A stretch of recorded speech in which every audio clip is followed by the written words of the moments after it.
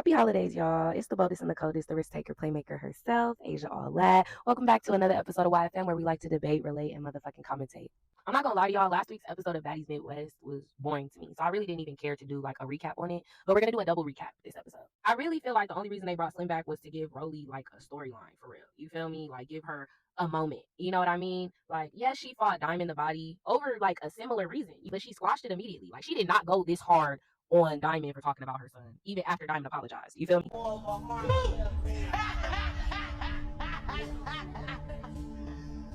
Rolly did Slim the way Meatball did Gretch. You don't want it with me. I've been in the gym. I've been in the gym. Like they needed to stop the fight. I want to cry for Slim. Like she was getting ragdolled, like literally dragged her up and down, round and round, 5 different fucking times. Like stop the fight.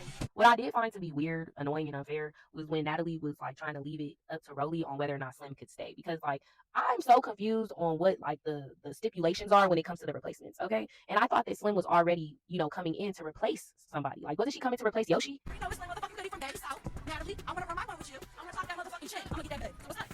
What I like and what I've always respected about Slim is like she an itty bitty, but she never uses her size as an excuse for why she can't fight somebody. She even got in the field with Krishan. I know y'all remember that. Like you don't worry about her last name for no reason. What's up with that? Ma'am, she not talking to me. Like you too fucking little to be. Oh, she talking to you. She not talking to me. I'm not talking to you. What's up? What's up? What's up? What's up? Like out of all the itty bitty baddies, she the one to me that be like with the shits the most. You feel me? So she's definitely one of my favorites. I just want to know what the fuck is going on with the makeup, okay?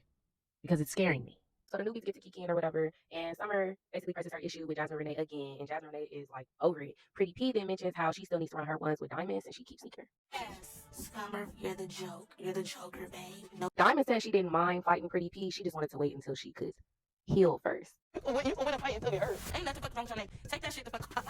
So the baddies gather around this campfire and shit to discuss who should be eliminated. I don't know who's born in the house. I don't live in the house. Who born in the house, girl? Emma. Pretty P.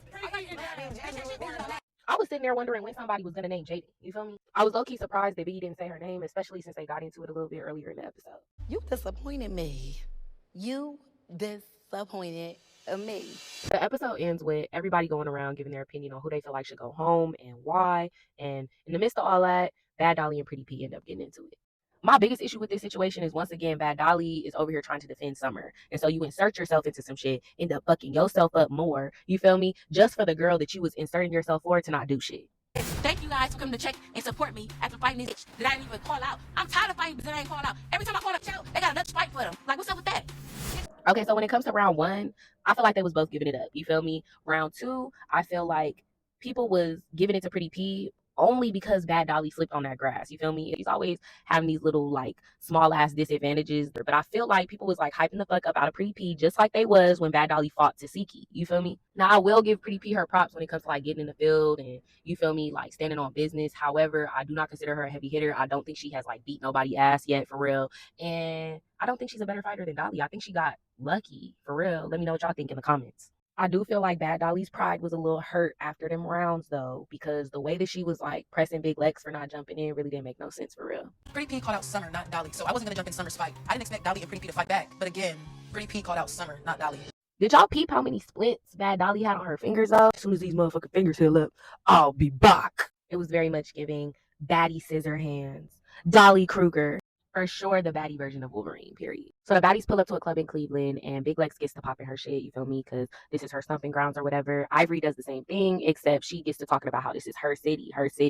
And that kind of rubbed Big Lex the wrong way. So before the baddies head to the next city, Natalie announces that somebody's going to be eliminated. And she goes around asking everybody their opinion again on who they feel like should go home. And a part of me feels like she's low-key bluffing at this point, or just trying to stir the pot, because didn't they just do this? So we get to hear from the baddies that actually stay in the house with the newbies, and I do feel like Diamond and Tinka was not only being fair, they was being sympathetic, and I feel like their reasons was pretty valid for why they felt like Emma should go home. You guys haven't been here It's with not that her. you feel like she's quiet. No, it is that part too. She is a little quiet, but every baddie, some baddies be quiet, and then it takes for them to do their shit. So it ain't really too much about her being quiet because she's going through a lot. That's what I'm saying. Tinka. And I can't even sit up here and like defend Emma anymore or deny that she is sort of fading into the background. You feel me? When it comes to Biggie, she tried to say something about Jasmine Renee not supporting the other baddies, and it was so funny because Anna, of all people, clocked her. Showing the body love, and that's important too. I do see her. She be next to me every time. I'm not saying she hasn't been. Okay. Big Lex then confronts Ivory regarding that whole My City comment that she made at the club. And Ivory basically denies it. She's like, I wasn't on that, but I'm with whatever you own, basically. And to be honest with y'all, I do feel like Ivory was throwing a little bit of shade. But then again, it's like, what reason would she have to lie? You feel me? I'm telling everybody this. Don't nobody need an explanation to fight me. Oh, my mama, you don't need one. I'm not going to ask you why. I just feel like if Ivory was really on that, she would have been like, and what you finna do about it? You feel me? So the baddies make it to the next house. And of course, Natalie and the other OGs decide to be messy. I think we should change some names up on the doors. The OG baddies apparently thought that it would be funny to put Big Lex and Ivory in a room together, and Ivory was not fucking with it. She actually ended up spilling a little tea that I'm going to share with y'all right now. Listen, we picked those rooms a whole day before. That room was my room. I literally picked it a whole day before. I slept in the room already and everything by myself. We did the scene over to try to make it look like we were just getting to the house. And that was the whole reason why I fought her. Because you know this is not your room. You know it's not your room. So you let these motherfuckers come here and be messy and switch the name tags knowing it's not your room. Like, she was in the room with Summer. So it was like, and then she was like, I'm not getting out of the room. She was like, I'm not getting out of this room. All right, so that's why I said, okay, so what's up? Because it's just straight to the fighting, because it's no conversation. Because you know it's not your room. And y'all fucking with me.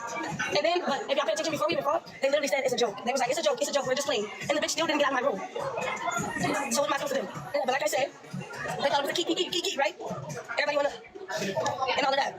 Okay, literally explaining to them every other day, like how I didn't want to fight and I didn't want that image. Like of course everybody know I can fight already. Everybody got that. So I was telling them like I didn't want to be in drama all the time. Like throughout this whole season, I didn't want to fight and all of that. Like I wanted to show a different side. And like even I told them that. Like even Natalie, I told Natalie that I wasn't gonna come tweaking. Like I wasn't gonna go pee on nobody. Shit like that. Like I said I was gonna behave myself. And then like even me telling y'all that, I still got played with. I still got put in a situation to crash out after I told them I didn't want to. That's a problem. That's a fucking problem, and that's weird. And that's weird to me. And like in the midst of everything happening, in the midst of everybody changing name tags and all of that, them motherfuckers was laughing like that shit was funny. Like I did not find that shit funny at all. If you're gonna see next episode, I was crying and all type of shit. I was really going through it because I didn't want that side to, I tried to, and I just, it was a joke that turned serious. Okay, and let me tell you this too. None of them stayed in the house. That's the thing. They thought it was funny, and who thought it was a joke, they did not live in the house. Natalie didn't live there. Anna didn't live there. Biggie didn't live there. None of them, Tasiki, none of them were actually in the house with us, bro. It was us. So y'all coming in, shaking shit up, or moving name tags and all of that, and then when the drama unfolds, when we end up knocking each other heads off, y'all gonna be the first ones running out this bitch. Y'all not gonna want none of that smoke. So when I was asking who the fuck moved the name tags and all of that, and it was nothing being said. Nobody was saying anything. Everybody was so quiet. When Lex asked who moved the name tags, why you moving name tags, everybody was so fucking quiet. Nobody was ready to fight us, but y'all ready to watch the fight. Y'all just started all of this shit, but when we in y'all face asking, when I'm in y'all face asking something, nobody ready to, I don't get it. If you're gonna be messy, be messy. But everybody was in that compassion of, oh, we moved the name tag, it's a jokey joke, it's this, it's that, right? But when I'm in y'all motherfucking face, nobody said anything. Bitch, I'm not laughing at motherfucking little. I'm not laughing a little when I'm fighting a bitch I fought fucking 7 times. I keep fighting this tall ass bitch. I'm not laughing. Ain't nothing fucking funny. You bitches get in the field. I didn't see none of them fighting though. None of them. God damn, bitches didn't want to get in the field the whole season. I'm trying to come in the house trying to shake shit up. Bitch, what? What are you talking about? No, it's nothing funny. The fuck? I'm finding that shit funny. I don't give a fuck. And that's why I'm not like that. But I cannot pretend to be fake. That's why, like I understand it's a TV show. I understand this is for your entertainment. I understand Natalie's a CEO. You feel me? She gotta do shit to shake her show up. I get it. I understand. But guess what? In that moment when that shit was happening, Natalie did not once say to me like, "Oh, Ivory, it's a joke." None of that. Like when I was fighting that bitch back to back, round after round, Natalie was coming in the room telling me like, "Oh yeah, Lex a clout chaser." Like she was like saying weird shit to me. You feel me? Like not giving like she did that shit. You feel me? So it was like my brain wasn't thinking like it's thinking now. But they want to fuck with me, bro. They want to fuck with me. I can't explain it. Just calm down. No, it was me. It was really just a joke. It was like trying to turn me up. No, we were just. I mean, I feel like at the end of the day, no, I know at the end of the day they love you. You know what I gotta do at the end of the day, and I just feel like fuck that. Okay. We were just playing a prank. Calm down. All I'm gonna say is I cannot wait for this reunion, y'all. Between everybody hit list and the baddies and their reactions to the episodes as they drop, like I'm literally like at the edge of my seat with anticipation. You feel me? Based off the little sneak peek that we got for next week, it do look like Big Lex walks away from her fight still pretty on my mama, okay? But that don't necessarily mean that she didn't lose. So let me know who y'all got y'all money on in the comments. Shout out to you if you made it through all that, okay? Yeah. Make sure y'all like, comment, and subscribe to your girl's YouTube channel too, okay? Period.